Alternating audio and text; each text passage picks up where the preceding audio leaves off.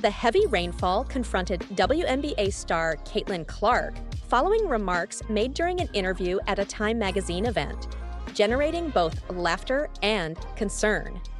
Clark, the Indiana Fever player recently honored as Time magazine's Athlete of the Year, conveyed her admiration and respect for Black women who have paved the way in women's basketball, emphasizing the importance of enhancing diversity and amplifying diverse voices in the sport. She also aspired to use her platform to create opportunities for others, while recognizing that various racial dynamics in professional sports often favor white athletes like herself. The WNBA has only been around for over 25 years. I know many remarkable Black women have contributed to this league, and it's crucial to continue uplifting them, which I'm very conscious of, Clark stated during the interview. Supporters praised Clark for addressing systemic inequalities and for recognizing the contributions of Black players who have enabled athletes like her to thrive. However, critics dismissed her remarks as performative, questioning whether a Black player in a predominantly white sport would feel obliged to express similar views. Some even pondered whether Clark's acknowledgement of her privilege diminishes the value of her hard-earned achievements. Look at this. She's practically on her knees, apologizing for being white and receiving attention, former Fox News personality Megyn Kelly expressed in an agitated social media post. The self-flagellation. The O, please focus on the Black players who are really the ones you should celebrate. Condescending, pretentious, obvious, disheartening.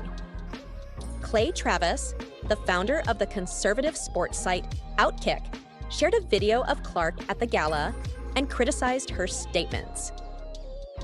If Caitlyn Clark feels the need to thank those who contributed to the WNBA legacy she joined, why doesn't she acknowledge the NBA players who have funded the WNBA for 25 years, a league that has never turned a profit?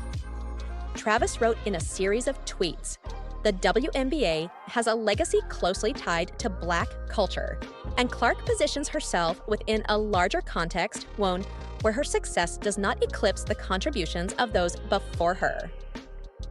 The presence of diverse voices, including Black LGBTQIA+ women, in the WNBA reflects the notable levels of homophobia and racism from a segment of conservative critics. This incident has served as a significant litmus test. The Black experience in America is unique, simultaneously highlighted and marred by streams of blood, vast amounts of sweat, and many tears. Such historical and cruel treatment has continued to manifest itself in various and alarming ways over centuries. Most, if not all, of the discussed issues arise from centuries of historical and ongoing challenges faced by many individuals of African descent. The psychological impact is significant.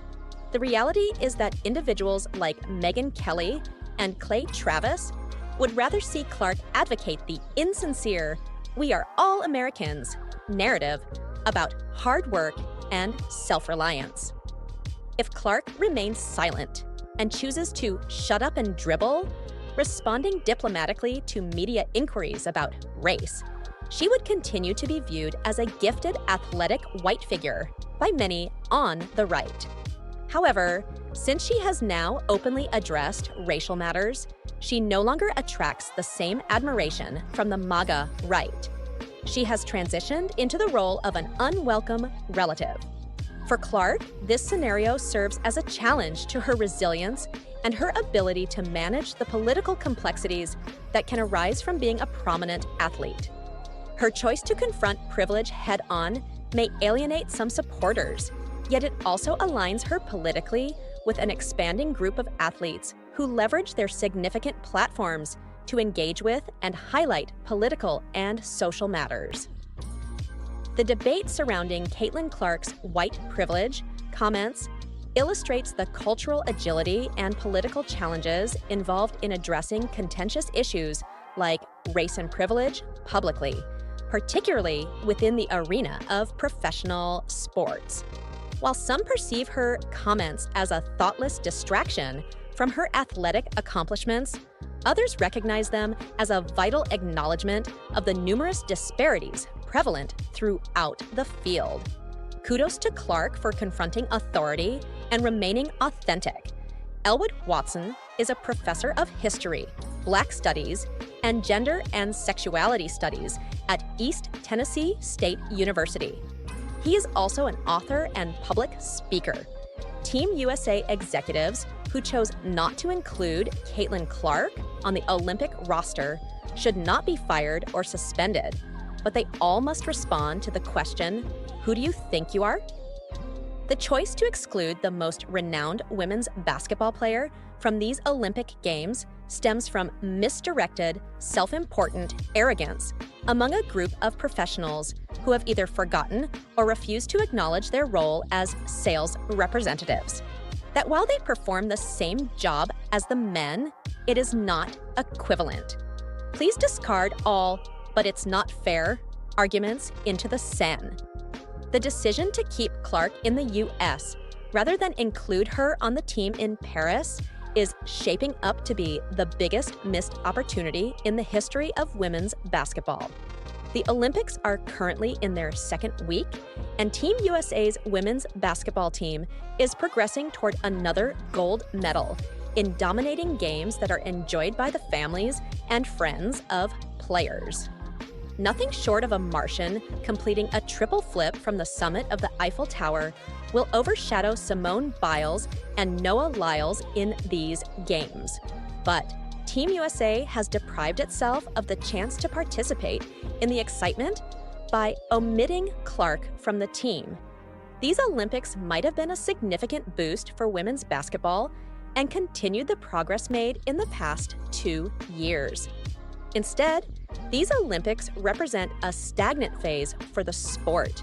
As someone who spent 5 years promoting women's basketball at the collegiate level, witnessing these Olympics without Clark is disrespectful to all those who have supported this cause. Even if Team USA wins gold by an average of 185 points, they missed an opportunity. No one is discussing Team USA's women's basketball team because there is no Caitlyn. The end. It would be one thing if Clark were an overshadowed figure with no talent, but she is likely to be named the WNBA's Rookie of the Year, narrowly outpacing Chicago's Angel Reese.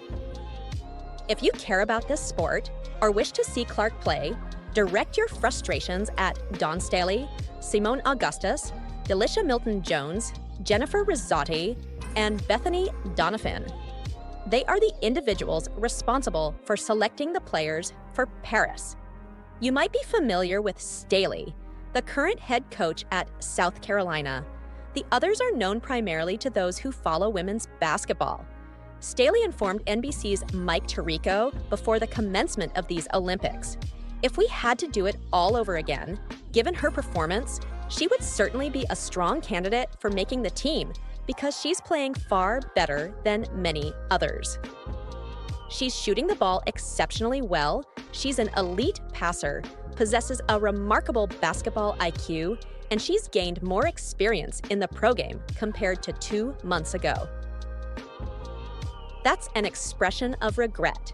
It's also an inadequate way to justify the poor decision made when the roster was announced 2 months ago. Staley, whose South Carolina team defeated Clark's Iowa Hawkeyes in the NCAA championship game this past spring, has previously recognized Clark as the primary factor behind the recent surge in women's basketball popularity. Each member of the selection committee failed to understand their position. They are not as significant as they believe. Their duty is to form a team that will maintain America's remarkable dominance in women's basketball, but they also need to promote a game that still requires visibility.